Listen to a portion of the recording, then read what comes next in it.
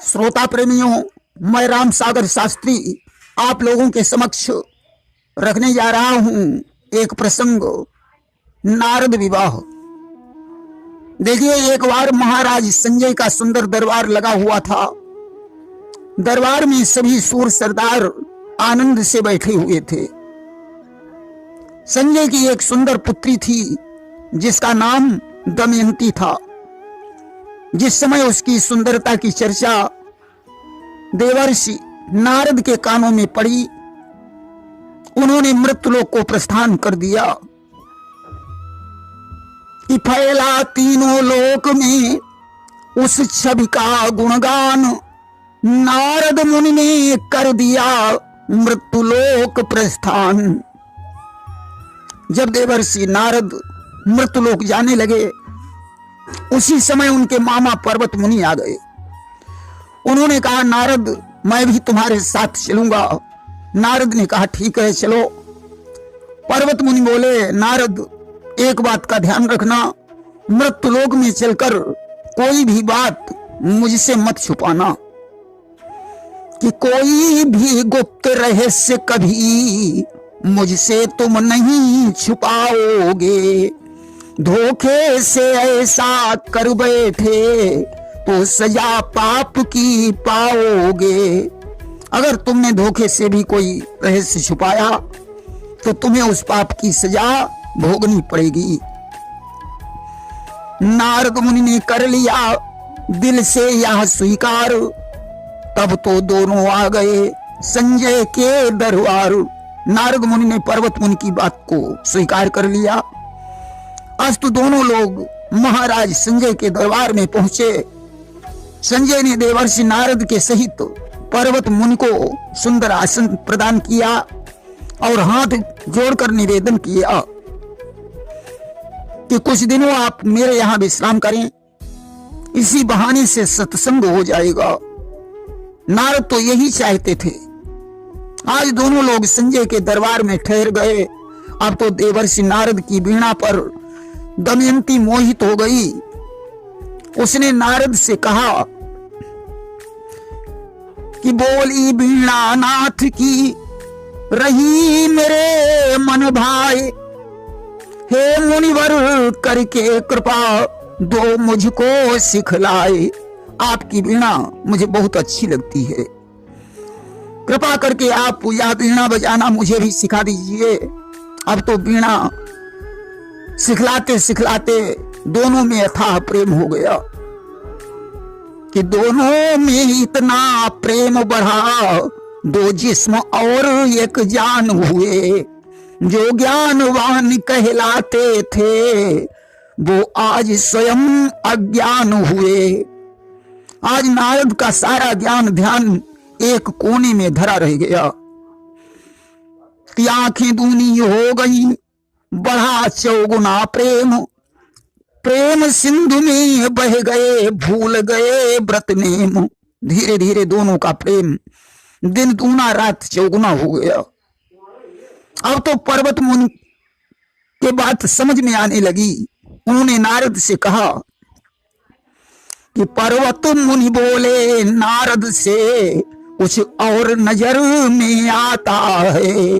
हो गया प्रेम दमयंती से, यह साफ समझ में आता है।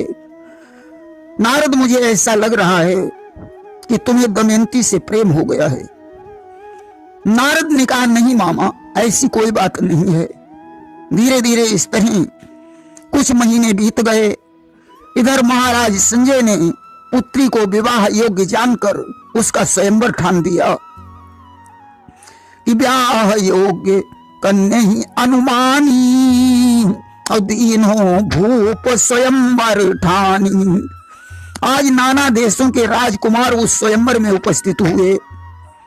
वहीं स्वयंवर में पर्वत मुनि और देवर्षि नारद भी बैठे हुए थे। ज्यों दुंदुभी बजी, उत्सव प्रारंभ हो गया। दमयंती हाथों में जयमाला लेकर रंगभूमि में आ गई कि कर्मी जयमाल लिए पुत्री प्रिय रंगभूमि में आती है। मनहरणी बाकी चितवन से भूपों का चित्त चुराती है। आज उसकी छवि को देखकर सभी राजकुमार मंत्रमुग्ध हो गए। मन ही मन देवी देवताओं को मनाने लगे, हे विधाता ऐसा कुछ हो जाए कि दमयंती मेरे गले में ही जयमाला डाल दे। आज सखियां गीत गाती हैं कि धीरे चलो सुकुमार कुमारी, धीरे चलो सुकुमार कुमारी, धीरे चलो। देश देश के भूप जुड़े हैं, अपने अपने भाव भरे हैं, छाई अजब बहार कुमारी, धीरे चलो। आज दमयंती धीरे धीरे सभी राजाओं के पास गई। उसने किसी को माला नहीं पहनाई। सारे राजकुमार उसकी सुंदरता में डूबे हुए थे। मौका पाकर उसने नारद ऋषि के पास पहुंचकर उनके गले में माला डाल दी कि रूप सिंधु में जिस समय डूबे थे महिपाल, तभी पिन्हा दी कुंवरी ने नारद को जयमाल। अब तो सारे राजागण आश्चर्य में डूब गए। महाराज संजय ने कहा, पुत्री अरे क्या तुम पागल हो गई है? नारद तो परम तपस्वी हैं। तूने इतने राजकुमारों को छोड़कर देवर्षि नारद का वर्ण कर लिया। किसी राजकुमार के साथ अपना विवाह कर ले। दमयंती ने कहा, नहीं पिताजी, पतिव्रता स्त्री एक ही बार अपने पति का चुनाव करती है। अब तो मेरे पति नारद ही हैं। आखिर संजय हो गए सुनकर यह खामोश, पर्वत मुनि को आ गया तभी अचानक जोश। संजय तो शांत हो गए, परंतु पर्वत मुनि से नहीं रहा गया। आज उन्होंने कमंडल से जल लिया और देवर्षि नारद को श्राप दे दिया कि भेद छुपाई कियो तुम पापा, और वानर हो हमारे ही सापा। हे नारद, तुमने मुझसे भेद छुपाकर बड़ा पाप किया है, इसलिए मैं तुम्हें श्राप देता हूं कि तुम बंदर हो जाओ। अब तो देवर्षि नारद बंदर बन गए। संजय ने कहा, पुत्री अब भी मान जाओ, अपना दूसरा वर चुन लो। कि राजा ने फिर से कहा, अब भी जाओ मान, ढूंढो कोई और वर हो जिससे कल्याण। दमयंती ने कहा, पिताजी प्रेम सूरत देखकर नहीं किया जा सकता, प्रेम में गुणों की जरूरत होती है। मैं अपनी जान को कभी नहीं तोड़ सकती हूं, भले ही मेरी जान क्यों न चली जाए। कि छूट नहीं सकती कभी पतिव्रता की आन, ऐसा करने से प्रथम दे सकती हूं जान। आज संजय खामोश हो गए। सभी लोग अपने अपने घर चले गए, पर्वत मुनि भी चले गए। अब तो दमयंती को लेकर महाराज संजय बड़े उदास रहने लगे। इधर सोच संधान में डूबे थे नरपाल, पर्वत मुनि फिर आ गए लेने उनका हाल। तभी अचानक पर्वत मुनि आ गए। उन्होंने देखा देवर्षि नारद बंदर बने हुए दमयंती के पास बैठे वीणा बजा रहे हैं। कि नारद ने आंखों से पर्वत से दुख बयान किया। क्या नारद की अभिलाषा है, पर्वत मुनि ने यह जान लिया। आज नारद ने पर्वत मुनि की तरफ देखा, आंखों आंखों में अपने दुख का बयान किया। पर्वत मुनि को दया आ गई, उन्होंने अपना श्राप वापस ले लिया। आज देवर्षि नारद के साथ संजय ने बड़ी धूमधाम के साथ विवाह कर दिया। छा गई खुशी अति महलों में, घर घर में अति उत्साह हुआ। वैदिक विधि से नारद मुनि से फिर दमयंती का ब्याह हुआ। कि सुगढ़ नारियों ने किया हिलमिल मंगल गान, नियम सहित नृप ने किया सादर कन्यादान। आज वैदिक विधि से देवर्षि नारद और दमयंती का विवाह हो गया। एक दिन देवर्षि नारद ने संजय से जाने की अनुमति मांगी। दमयंती ने कहा, स्वामी मैं भी आपके साथ चलूंगी। कि नारद बोले, मैं योगी हूं, योगों में समय बिताऊंगा, जब कभी मुझे फुर्सत होगी तो यहीं लौट कर आऊंगा।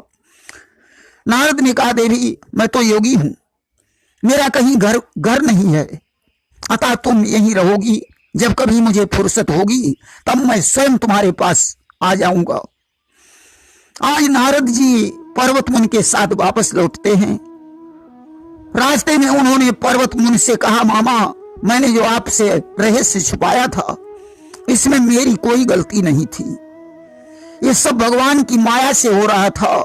पर्वत मुनि ने कहा, नारद यही सत्य है कि यही माया सब जगह ही नचावा, और जासु चरित लखिका हो न पावा, मोहन अंध कीन के ही, और को जग काम नचाव न जेही।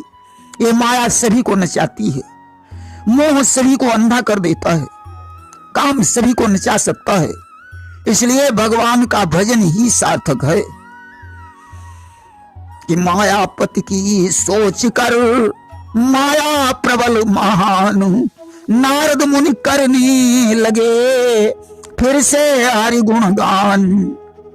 आज देवर्षि नारद वीणा बजाकर भगवान का गुणगान करने लगे कि श्रीमन नारायण नारायण नारायण, लक्ष्मी नारायण नारायण नारायण, जो नारायण नाम लेते है पाप होत सब सारायण। श्रीमन नारायण नारायण नारायण।